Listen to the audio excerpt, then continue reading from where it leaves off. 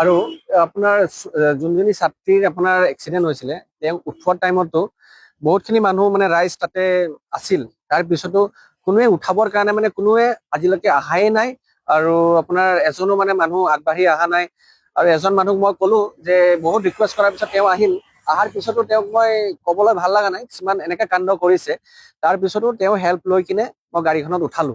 এইটোৱে মই ক'ব বিচাৰিছো, যদি ৰাস্তাত এনেকা এক্সিডেণ্ট দেখা পায়, গাড়ীখন ডাঙৰ নহয়, মানুহজনৰ লাইফটো ডাঙৰ, সেইটোৱে ভাবি কিনে আপোনালোকে এক্সিডেণ্ট হ'লেই আপোনালোকে তৎক্ষণাত যদি লৈ যায়, সেইটোৱে মোৰ এটা হেৰি থাকিল। আৰু ৰাজপথৰ এজন হিৰো নয়নজ্যোতি নাথ, আমি আচলতে অত্যন্ত গৌৰৱান্বিত তেজপুৰ নিবাসী নয়নজ্যোতি নাথক লৈ।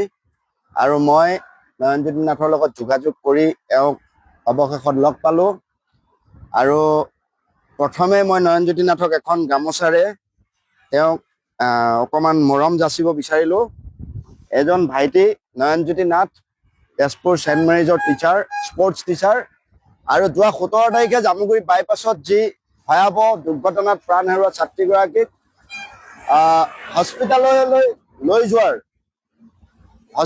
লৈ যোৱাৰ ক্ষেত্ৰত এইখনে বাহন ব্যৱহাৰ কৰিছিলে। আৰু এখেতৰ লগত এগৰাকী সহ শিক্ষয়িত্ৰীয়ে সহায় কৰিছিলে। আৰু এই কথা মাতৃ নিজমুখে কৈছিলে। আমি মোৰ ভাইটি নাশংকৰ চান্তুৰ সৈতে কথা বতৰা পাতি নয়নজ্যোতি নাথৰ লগত যোগাযোগ কৰিছিলোঁ। আৰু তেওঁক আমি আজি ওচৰৰ পৰা পালোঁ। আৰু আচলতে ৰাজপথত বহুত দেখাই শুনাই বহুত জ্ঞানী গুণী মানুহ ৰাজপথত আহ যাহ কৰে, কিন্তু বিপদৰ বন্ধু হিচাপে ৰাজপথৰ হিৰো বুলি আজি নয়নজ্যোতি নাথক মই আপোনালোকলৈ আগবঢ়াই দিলোঁ। আৰু নয়নজ্যোতি, সেইদিনা ঘটনাটো সম্পৰ্কে তুমি কি ক'বা? তোমাৰ গোটেই কথাখিনি আমি গম পালোঁ। আৰু এই ঘটনাটোৰ বিষয়ে তুমি এতিয়া কি ক'বা? মই জাষ্ট মোৰ অলপ তেল ভৰাবৰ কাৰণে ইয়ালৈকে আহিছিলোঁ। আহোঁতে যেতিয়া টাৰ্ণিংটো ল'লো, টাৰ্ণিংটো লওঁতে দেখিলোঁ যে বহুত মানুহ মানে গেডাৰিং হৈ আছে। তো কমেও আপোনাৰ 150-100 মান আপোনাৰ মানুহ আছে। গাড়ী ৰখাই কিনেও চাই আছে মানুহবিলাকে। কিন্তু যেতিয়া মই নামি কিনে গ'লো, তেতিয়া এজন ছোৱালী এজনী পৰি আছে। ছোৱালীজনী মানে কাপোৰটো আধা আধি খোলা আছে, কিন্তু মানুহখিনি এইটো নাই যে কাপোৰটো অলপ পিন্ধাই দিওঁ বা হেৰি নাই। আৰু লগত আপোনাৰ ভিডিঅ' কৰাত বেছি মানে হেৰি বিজি। এই গোটেই মানুহখিনি আচলতে এই গাঁওকেইখনৰ কাষৰীয়া মানুহ, হয় নে নহয়? তাৰপিছত কোনোবা মানে ৰাস্তা দি ৰখাইছে বা গাড়ী ৰখাইছে, ৰখাই কিনে চাইছে, হেৰি কৰিছে। মই কৈছো যে এম্বুলেন্স যদি আছে আপোনালোকে অকনমান কণ্টেক্ট কৰক। তেওঁলোকে কৈছে লোকেশ্যন নাই পোৱা, হেৰি নাই পোৱা, এইবিলাক ক'লে। মই কৈছো কোনোবা তেতিয়াহ'লে বেলেগ বহুত গাড়ীও আছিলে, গাড়ী আছে। তো মই ক'লো যে গাড়ী যদি আছে আপোনালোকে গাড়ীত হেৰি কৰক। কৈছে নাই আমি গাড়ীত হেৰি কৰিব নোৱাৰো, কেছ হ'ব, কিবা হ'ব, পুলিচ কেছ হ'ব, এনেকে ক'লে। তো মই সেইকাৰণে মানে এটা নিজকে ইমান দুখ প্ৰকাশ কৰিছো। মানৱীয়তা মানে এটা যোনটো এটা থাকিব লাগে, সেই বস্তুটো মানে আমাৰ মাজৰ পৰা হেৰাই গৈছে লাহে লাহে কৰি কিনে। কিয় কি? তো তাৰ পিছত মই ক'লো ঠিক আছে, যদি আপোনালোকে লৈ যাব বেয়া পাইছে, ছোৱালীজনী পৰি থকা ছোৱালীজনী লৈ যাব বেয়া পাইছে, মোৰ গাড়ীতে আপুনি উঠাই দিয়ক। তো তাৰ ভিতৰতো আপোনাৰ 10-15টা মানুহ, ল'ৰা মানুহ বিলাকে সিহঁতে ভিডিঅ' কৰাতে বিজি। দাঙি দিয়াৰ কাৰণেও কোনো এজন মানুহ নাই। আৰু মোৰ লগত যোনজন মিছ আছিলে তেওঁ ভৰিত ধৰিলে আৰু মই হাতত ধৰিলো। আৰু মানুহ এজন মাতি তেওঁক মই হাতত ধৰাই কিনে মই ক'লো যে আপুনি এটলিষ্ট মোক গাড়ীখনলৈকে সোমাই দিয়ক। তো মই সোমাই কিনে মই ভাবিছো তেওঁলোকৰো এখন পিছে মই যেতিয়া আধা ৰাস্তাত গ'লো, আধা ৰাস্তাৰ পৰা তেওঁলোকৰ এখন গাড়ী এখন গৈ আছে, ক'লে যে দৰিকাত লৈ যোৱা। যিমানখিনি পাৰিছো মই একদম পুৰা স্পীডত যাব লাগে, কি আগত আছে কি নাই এইবিলাক মই একো দেখা নাই। যিমান স্পীডত যাব পাৰে, মই দৰিকা কেতিয়া পাওঁ মই সেই বস্তুখিনিয়ে চালো। পাই কিনে ছোৱালীজনী কিন্তু বচা ৰখা নাই, নোৱাৰিলো। কিন্তু মই মোৰ নিজৰ মনৰ হিচাপে যদি মই কওঁ, এক্সিডেণ্টটো হৈছে আপোনাৰ আধা ঘণ্টাৰ আগত, কিয় টেষ্টটো আপোনাৰ অলৰেডি মানে গোটা হৈ গৈছে, বডিও অলপ লাহে ঠাণ্ডা হৈ গৈছে। আমি যদি 10-15 মিনিট আগত তেওঁক যদি হস্পিটালত আমি ল'বলৈ পাৰিলো হয়, তেতিয়া বাচি যোৱাৰ চান্স আছে, যিমানখিনি মই জানো।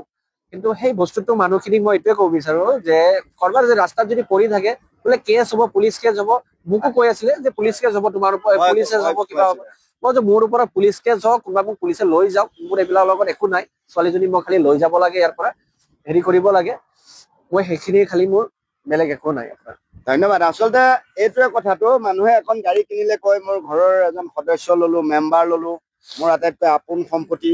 এই তেনেকে ভবা এই নয়নজ্যোতিৰ এই গাড়ীখন একেবাৰে নতুন গাড়ী। আৰু এই নতুন গাড়ীখনৰে এই ছোৱালীজনীয়ে, আজি মই নয়নজ্যোতি নাথক সুধিছো যে তোমাৰ গাড়ীখনত এতিয়াও তেজৰ গোন্ধ আছে? তেওঁ হাঁহি দিলে। মানে এতিয়াও গাড়ীখনৰ ভিতৰত কেঁচা তেজৰ গোন্ধ আছে। বহুত ৱাচ কৰাৰ পিছতো আচলতে আমি নয়নজ্যোতি নাথৰ দৰে যিসকল ৰাজপথৰ হিৰো, আচলতে সেই সকলক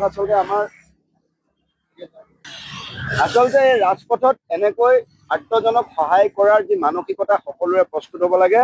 আৰু এওঁ হ'ল চান্তু, আমাৰ নাগশংকৰৰ। আচলতে চান্তুৱে এওঁৰ লগত মোক যোগাযোগ কৰাই দিছিলে, আৰু আমি এই যোগাযোগ কৰি ইয়াৰ মাধ্যমেৰে এওঁক আপোনালোকৰ মাজত